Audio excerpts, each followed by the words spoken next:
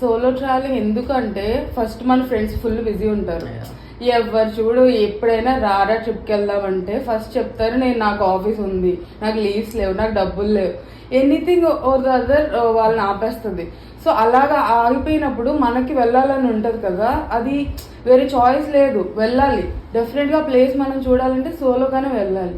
So that's how I started this solo travelling. నేను ఇన్ని రోజులు సోలో ట్రావెలింగ్ అంటే ఏదో ఒక పెద్ద ఇన్స్పిరేషన్, ఏదో ఇన్స్పైర్ అంటే ఫిలాసఫీ ఇది అనుకుంటే ఎవరు రాకపోతే వెళ్తాం, అట్లే అవుతాం, లాస్ట్ కి వెళ్ళనే అవుతాం.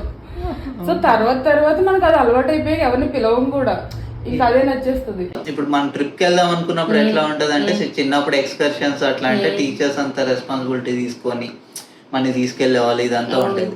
బట్ పెద్ద అయిన తర్వాత when you're planning with friends and all, వాడిని రిక్వెస్ట్ చేయాలి, వీని రిక్వెస్ట్ చేయాలి. అదే అమ్మాయిలు అనుకో, వాళ్ళ ఇంట్లో వాళ్ళ అమ్మ నాన్న పర్మిషన్ అడగాలి, వాళ్ళకి చెప్పాలి.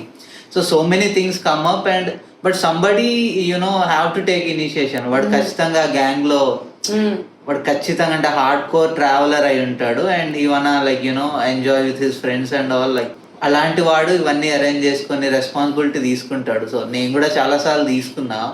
I think you must have taken it also.